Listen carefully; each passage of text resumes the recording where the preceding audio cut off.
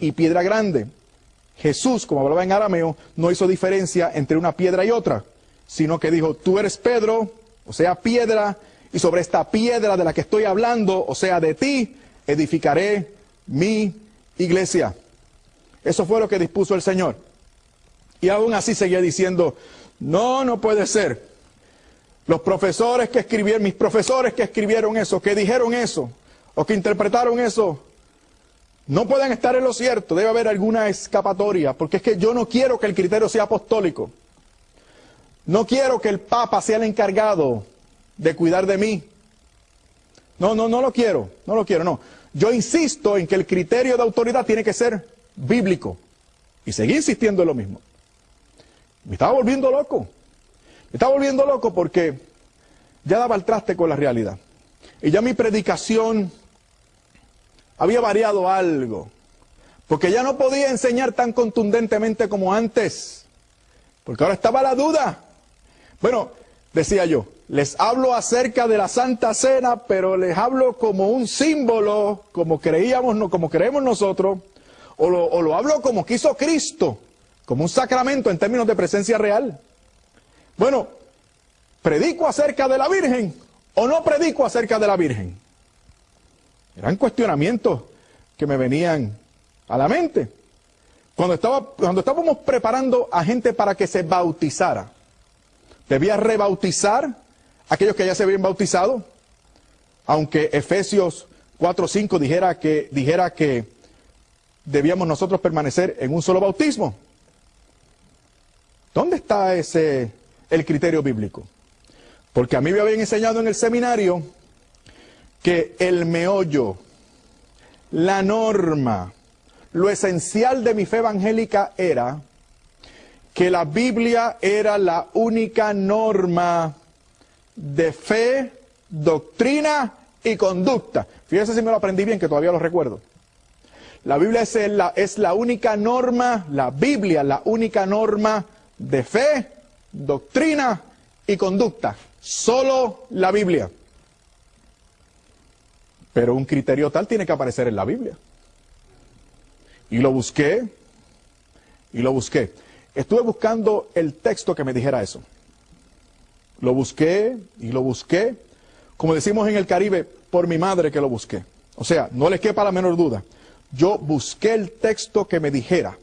Lo que me habían enseñado era el fundamento, la esencia de mi fe evangélica. Que la Biblia era la única norma de fe, doctrina y conducta. ¿Y saben qué? No lo encontré. No lo encontré. Voy donde algunos compañeros míos preguntándoles, oye, ¿te acuerdas de lo que nos enseñaron en el seminario? Aquello de que la Biblia era lo único, la única norma, lo único necesario. Sí, seguro que lo recuerdo. Pues no sé, aparentemente perdí las notas o no me acuerdo bien, pero es que no recuerdo el texto bíblico que diga eso. ¿Podrías ayudarme? Ellos preguntaban, o me decían, sí, eso está en la Biblia, eso está Sí, nos los enseñaron, sí, ¿será en Tesalonicenses, será Timoteo, será Colosenses? No, la verdad es que no recuerdo. Fui donde mi primer profesor de teología. Pregunté, doctor González, ¿podría ayudarme? Es que, usted perdone, pero es que, ¿recuerda cuando usted nos enseñó esto de la Biblia solo la Biblia, como criterio de autoridad? Sí, seguro. ¿Podría usted decirme dónde está eso en la Biblia? Y él me dijo, oye, Fernando, qué mal estudiante resultaste ser. Yo nunca dije que eso estuviera en la Biblia. No. Yo lo que dije fue que eso se infiere.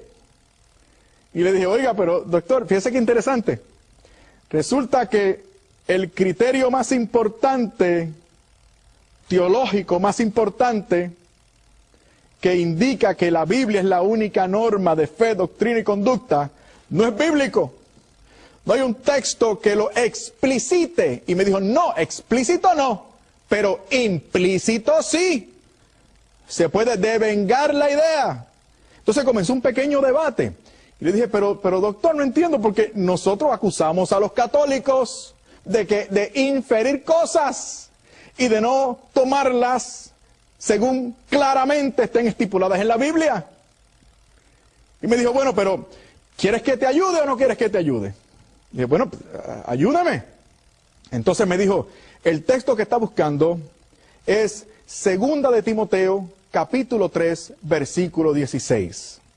Que dice, toda escritura es inspirada por Dios y útil para enseñar, redarguir, corregir, a fin de que todo hombre llegue a ser perfecto a la altura del Señor Jesús. Qué contento me puse. Hay un texto que decía que la escritura es inspirada.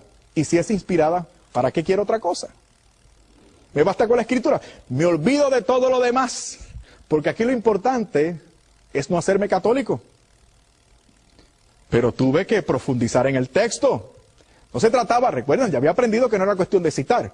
Es citar y profundizar. ¿Y saben lo que descubrí? ¿Saben lo que descubrí? Que esa escritura que San Pablo llama inspirada, en el siglo I, era el Antiguo Testamento griego, que era la Biblia de los primeros cristianos, que casualmente incluía los libros deuterocanónicos que yo no tenía en mi Biblia evangélica. Ahora el texto que yo arguía a mi favor para no hacerme católico se vertía en mi contra para señalarme a la única iglesia que sí había perseverado, al igual que San Pablo, en 2 de Timoteo 3:16, de que esos 7 libros eran también divinamente inspirados. Vamos a proseguir dándote más razones en el próximo programa. San Pablo no se refiere al Nuevo Testamento, se refiere al Antiguo Testamento. ¿A qué Antiguo Testamento se refiere San Pablo? Al Antiguo Testamento, traducción griega. Código de Alejandría, la Septuaginta le llamaban también. ¿Y qué con eso? Muy bien. Que esa Biblia de los primeros cristianos, la que San Pablo tenía de frente y utilizaba, la Biblia que se cita casi totalmente, en casi todos los versículos, en el Evangelio, cuando se cita el Antiguo Testamento, en el 90% de las veces se utilizan citas de ese Antiguo Testamento griego. ¿Por qué? Porque era la Biblia de los primeros cristianos, la Biblia griega. ¿Y qué con eso? Que esa Biblia griega, el Antiguo Testamento griego, la escritura que San Pablo llama inspirada, en 2 de Timoteo 3:16, contenía los libros deuterocanónicos que yo no tenía en mi Biblia evangélica. Traumático, ¿no? ¿Qué tenía yo en mi Biblia evangélica? El Antiguo Testamento que yo tenía evangélico se fijaba del establecimiento del canon del Antiguo Testamento según el concilio de Yabnia, un concilio de fariseos en el año 70 después de Cristo. Escuchen bien, los evangélicos se dejan llevar por el concilio de Yabnia cuando hablan o cuando defienden su canon del Antiguo Testamento. Dicen, como los judíos en Yabnia sacaron los deuterocanónicos, pues nosotros por eso no los tenemos, porque es un concilio de judíos. Miren qué interesante está esto. El concilio de Yabnia no fue un concilio cristiano, fue un concilio judío, fue un encuentro entre fariseos para declarar, según ellos, según su criterio, cuáles eran los libros del Antiguo Testamento que tenían que utilizarse. Pero además el concilio de Yabnia era un concilio, y fue un concilio anticristiano. O sea, le están declarando inspiración del Espíritu Santo a un concilio de fariseos que fue anticristiano. En ese concilio se habló de Jesucristo como un bastardo, como un hijo ilegítimo. Entonces, el Espíritu Santo que aparentemente inspiró a los fariseos de Yabnia para establecer ese Antiguo Testamento, ¿habrá sido el mismo Espíritu Santo que habló en tan malos términos acerca de Jesús? Ese es el concilio que yo voy a tomar para decirme a mí cuál es mi Antiguo Testamento. No. Es el Antiguo Testamento que dice San Pablo en 2 de Timoteo 3:16, el Antiguo Testamento griego que contenía los libros deuterocanónicos, escritura inspirada por Dios, según San Pablo. Eso a mí me produjo una crisis enorme. Me la produjo. Y no en balde, yo me puse a pensar, Dios mío, con razón yo no creo que pueda interceder por mis familiares difuntos después de muertos. Si lo hemos sacado de la Biblia, estaba en Segunda de Macabeos capítulo 12. Con razón yo no creo que pueda gozar del favor, de la intercesión de los ángeles y los santos. Si lo hemos sacado de la Biblia, estaba en Segunda de Macabeos capítulo 15 y Tobías 12:12. Además de Jeremías 15:1, por supuesto, y otros pasajes más.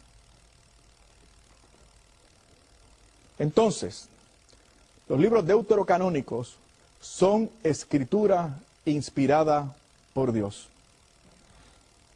¿Por qué lo sacaron? Lo sacó Martín Lutero.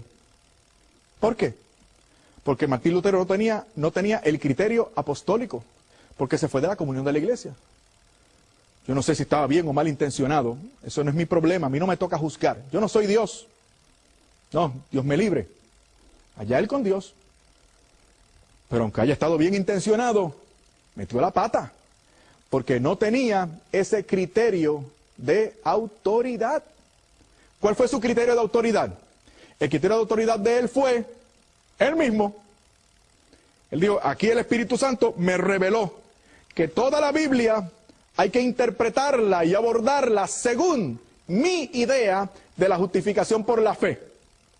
Una justificación por la fe que ya habíamos dicho, se le fue añadida la palabra sola al margen de la Biblia que el doctor Lutero utilizaba para estudiar. Le añadió, el justo vivirá por la fe, y le añadió, sola. Aquí está el criterio de autoridad.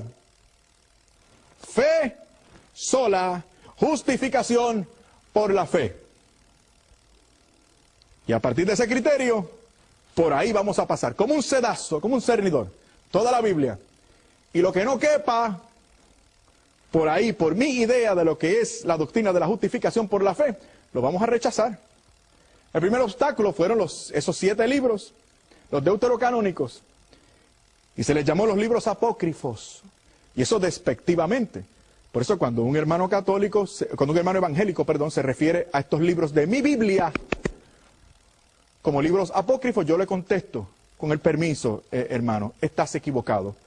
Apócrifo es una palabra despectiva para referirse a unos libros que yo aprecio mucho como palabra de Dios.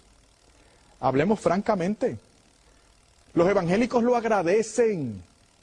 Los evangélicos respetan a los católicos bien formados que no temen compartir su fe. Los respetan. Y de esa manera podremos recibir el beneficio de estar acompañados en esta iglesia por alguno de ellos. Pero es necesario que nos quitemos el miedo y hablemos con confianza, porque el que está con nosotros es mayor que el que está en el mundo. Ojalá podamos volver a vernos en el siguiente programa.